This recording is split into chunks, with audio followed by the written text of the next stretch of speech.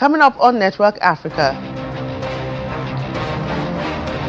the United Nations sanctions several paramilitary leaders over atrocities committed in Sudan's El Fasher. 16 Sierra Leonean personnel detained by Guinean troops in fresh border dispute between both countries.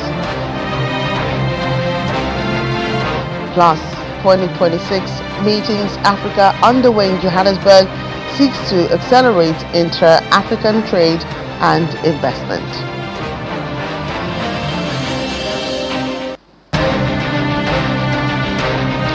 Hello and welcome to the program. I'm Joke Rogers here in Lagos. The United Nations Security Council has imposed fresh sanctions on 4 senior figures of Sudan's paramilitary rapid support forces over atrocities committed in El Fasher, Western Sudan.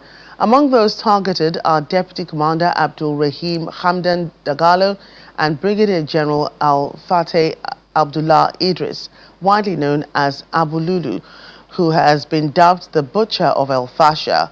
Also sanctioned are RSF Deputy Commander Gedo Hamdan Ahmed and Field Commander Tijani Ibrahim.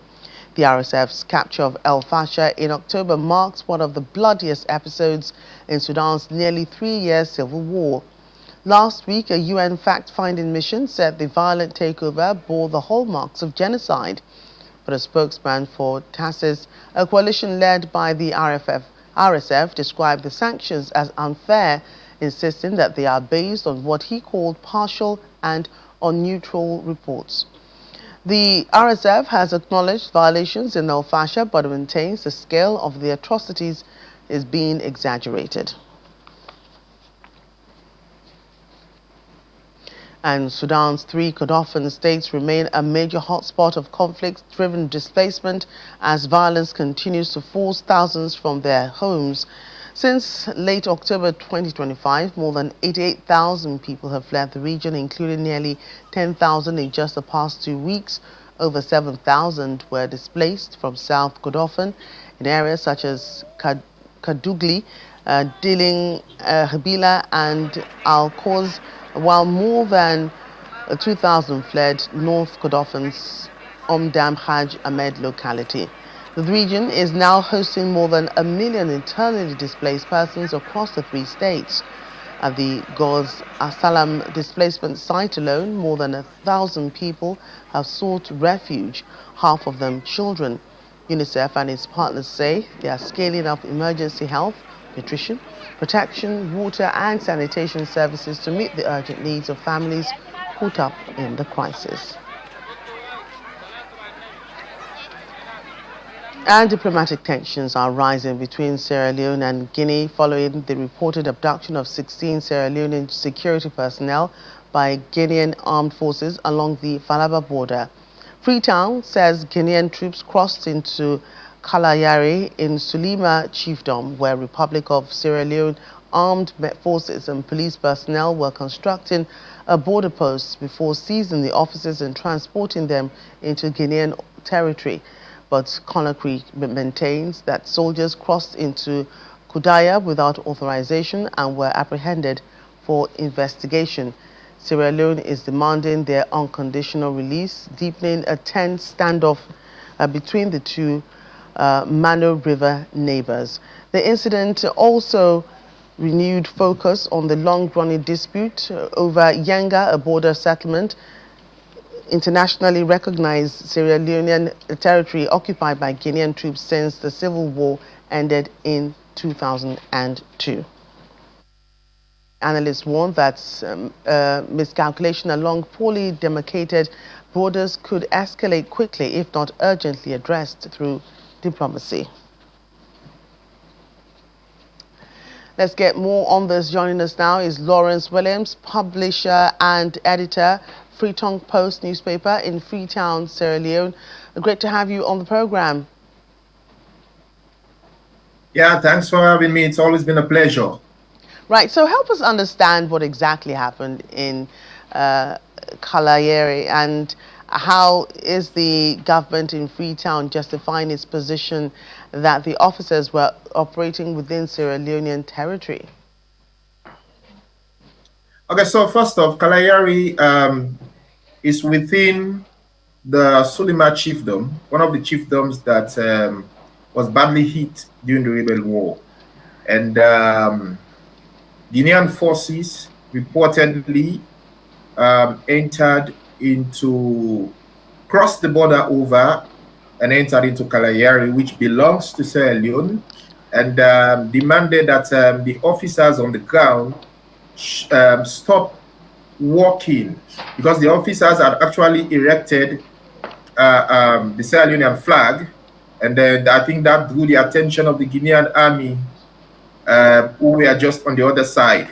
From the government authorities, we learned that these officers were actually constructing some bricks for a border post, and that the Guinean troops entered and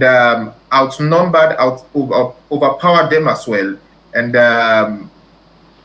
abducted the captain and 15 others and transported them over to Guinea. On the Guinean side, what we heard via an official statement from the Guinean military was that our troops had crossed the territorial line. Our troops had breached the jurisdictional boundary, and therefore they were arrested, and they have been placed under investigation. And so basically those are the accounts we've heard from both governments. Right, and Guinea insists that the personnel crossed into Kudaya without authorization. You know, is there clear demarcation in that area, or does the incident expose deeper problems with unresolved border boundaries? Well, there are, of course, issues with clear demarcation of boundaries between Sierra Leone and Guinea, and not only Sierra Leone and Guinea, between Sierra Leone and Liberia as well. And in this case, from independent sources, we've been able to verify that our soldiers were within the territory recognized and demarcated as belonging to Sierra Leone. And we also have to know that because these areas sort of have some mineral deposits, it has long attracted Guinean interest. And of course, there is no clear marked demarcation within the area as well. And there have been efforts over the years to actually settle these ones. And but much more than that, it opens the floodgates for public debate into the Guinean army's intrusion into Sierra Leone. Because if we take a look at the Yenga issue, for example, Guinean troops have refused to demilitarize Yenga and hand it over to the government of Sierra Leone. So yes, indeed, there is no clear marked boundary within the area, and it has been a very difficult terrain to man, especially from the Sierra Leonean angle. And Sierra Leonean troops have not been usually deployed within those border crossing points, except now that situations have gotten worse or seemingly getting worse, that the government has been deploying troops in those areas. Well, so what diplomatic steps is Sierra Leone taking to resolve this issue? Okay, so let me put it into context. First, the president of Sierra Leone is also the chair of the ECOWAS regional bloc. And again, by virtue of that, many of the key regional security architecture within the ECOWAS bloc are chaired by Sierra Leonean ministers, whether it's security, whether it has to do with justice, and etc. So the foreign affairs minister, as we learned, has been engaging his Guinean counterparts. Again, just yesterday, the military dispatched a troop there to engage their Guinean counterparts to see how best they could negotiate the release of the soldiers who have been captured by the Guinean army. And the Mano River Union Secretariat as well has also taken note of the situation, and encouraging both sides to exercise restraint and to use the established diplomatic channels and to see that the situation is brought under control. And then the MRU has offered to help in terms of sending a fact-finding mission to understand the reality on the ground, to understand the situation, the conditions, and everything, so that they could be able to offer recommendations that will see the logical conclusion or resolution of this matter as a whole. But most importantly of all, the soldiers who were abducted or captured by the Guinean army are still in their custody. They have not been released. Right. Lawrence, I must thank you for your time. Thanks again for expanding that conversation and helping us understand the situation better. Thank you. Elsewhere, South Africa's public finances may be turning a corner. Delivering his budget speech in Parliament, Finance Minister Leone-Guinea announced that the country's debt burden is set to stabilize for the first time in nearly 2 decades. He told lawmakers that after years of rising borrowing levels, debt is now expected to peak and begin a gradual decline. Government debt, which climbed to nearly 80% of GDP, is projected to ease to 77.3% in the 2026-2027 financial year before declining further to 76.5% in the following year. We've reached the important turning point in the management of our public finances. 5 years ago, the outlook was stark. State capture had hollowed out critical institutions and weakened state-owned institutions. South Africa had been downgraded to junk status by the last of the 3 major credit ratings agencies in 2020. We commit to a clear reform agenda and a disciplined fiscal strategy built on 3 principles: stabilize debt, invest in infrastructure, and spend better. For the first time in 17 years, debt will stabilize and it will continue to fall in the coming years. The budget deficit has narrowed significantly, and the debt service costs are also falling. The world has taken notice. South Africa has been removed from the FATF grey list. We secured our first credit rating upgrade in 16 years, and borrowing costs have eased. Honourable members, allow me to turn to the global and domestic economic outlook. The global economy is projected to grow by 3.3% in 2026, broadly in line with last year's outcome. Advanced economies are expected to grow moderately, while emerging markets will continue to anchor global momentum.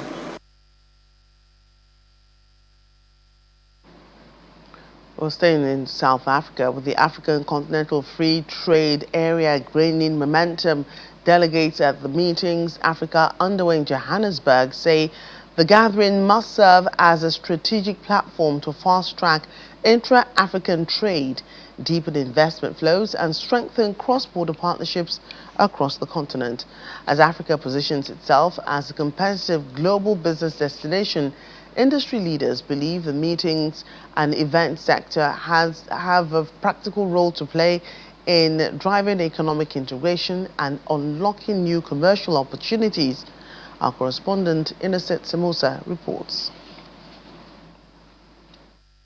30th anniversary and is expected to further shape and elevate Africa's business event landscape.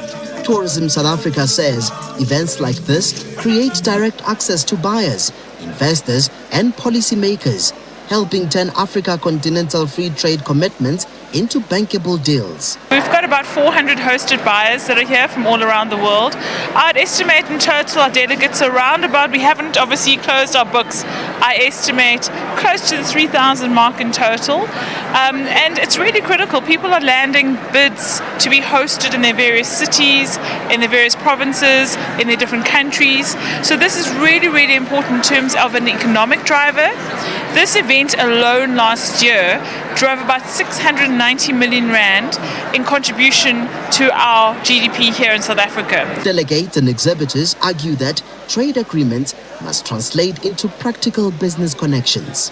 Yes, for Namibia, we understand that the mine sector is growing fast, and we are here with our service providers within the sector, and the main aim is really to connect to other destinations, to connect to other service providers from various African countries. One of the key aspects is to really ensure that we're able to bring events, to bring conferences to the destinations.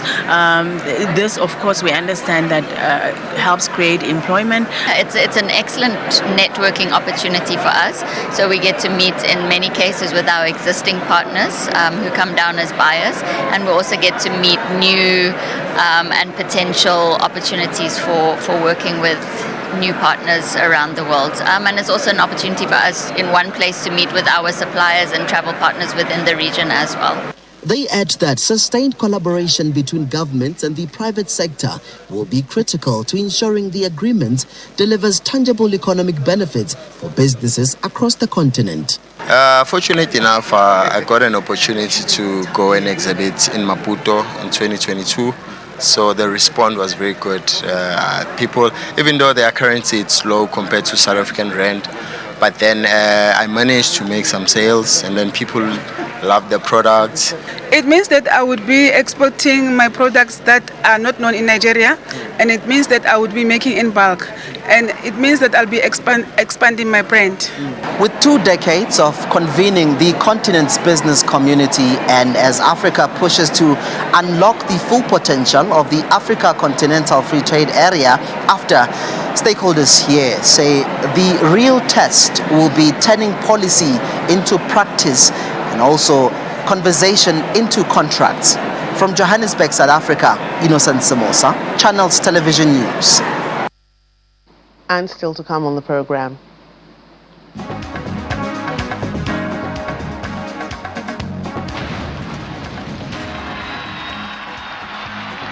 Pope Leo to visit 4 African countries in April.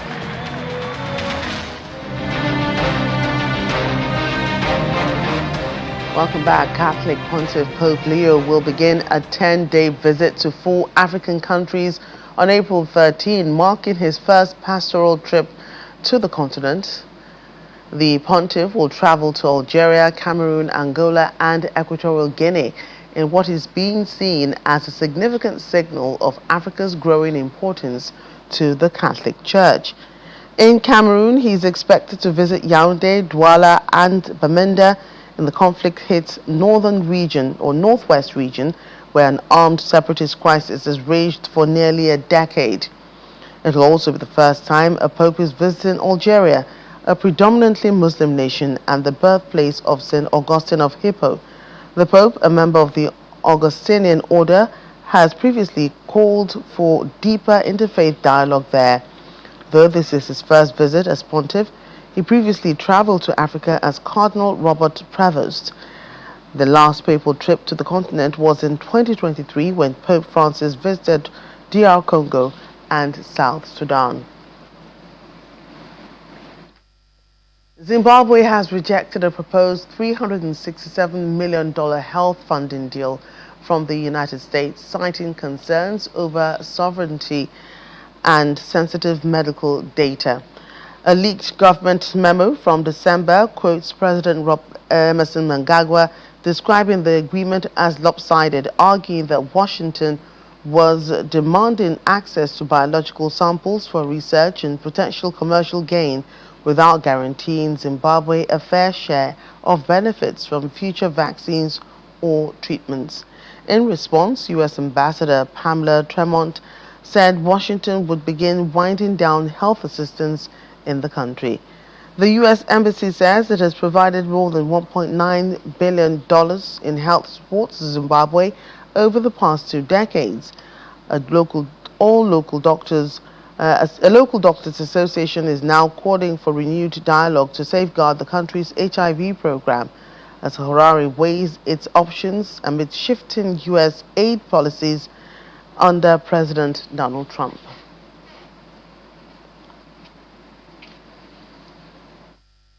A team of highly specialized small and medium-sized enterprises from the German state of Rheinland-Pfalz is visiting Lagos to help improve trade ties between Nigeria and the state.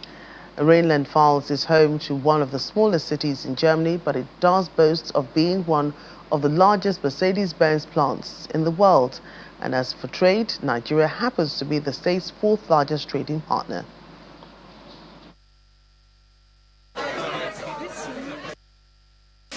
German business in Lagos is looking with great optimism into 2026. We had a meeting here in December, and the overall mindset was there's a lot in the pipeline. There are very, very interesting opportunities ahead. So I think it's a perfect timing that tonight we have to welcome a delegation of German businessmen from the state of Rheinland-Pfalz. And with me here is Dr. Joe Weigarten, the representative of the Ministry of Economics, who is heading the delegation. And I'm not sure that all of you know about Rheinland-Pfalz. Rheinland-Pfalz is the home to many big names in German industry. Big trucks, the largest Mercedes-Benz truck in the world. BASF, chemistry industry giant. A trusted provider to oil and gas industry here in Nigeria. Boehringer Ingelheim, a giant in pharmaceutical industry. We have a good experience how an industrialized country works with the renewable energies. It's not only about the production, about wind energy and solar energy, but it's also about the system that gives a reliable, working, all year, all day working energy supply to the customers. That's important. That is also not important technically, but also for the acceptance of renewable energies. Renewable energies are only accepted if they work around the clock, around the year. Let's move on now. As Ethiopian women are serving as a mechanic with the United Nations has been awarded a UN medal in South Sudan, spotlighting the growing role of women in peacekeeping beyond frontline patrols. 46-year-old Major Tigis Freddy is deployed with the Ethiopian battalion in Yambio, Western Equatoria. Though she does not lead armed patrols, her work is critical to mission success. Inside the traditionally male-dominated workshop, the steady hum of engines defines her day. As a skilled mechanic, she ensures every vehicle leaving the compound is fully mission ready. In a region marked by vast distances and fragile security, a single mechanical failure can delay response times and put vulnerable civilians at risk. Her recognition underscores the essential of often unseen contributions women are making to UN peacekeeping operations across Africa. A number of people who would have otherwise been dead owe their existence after June 21 to the good work done by the Ethiopians. Serving under the flag of the United Nations, 142 Ethiopian soldiers, men and women, have given up their lives and made the supreme sacrifice. And as we stand here today in parade receiving the coveted United Nations medal, let us all remember them and never forget their sacrifice. Not only the Ethiopians, all of us in the United Nations, all blue helmets, and everybody who wears a uniform and works for world peace, all civilians who work for world peace, all of us will remember the supreme sacrifice made by you. In particular, I wish to remember today the 9 soldiers who have lost their lives in UNMISS while serving in South Sudan. And as we close the program, did you know that Gabon, located on the Atlantic coast of Central Africa, is a heavily forested nation with 85% to 88% of its land covered by rainforests and remarkably low population density of roughly 2 million people. Known for its immense biodiversity, it houses over 80% of Africa's gorilla population and is the leader in conservation with 13 national parks.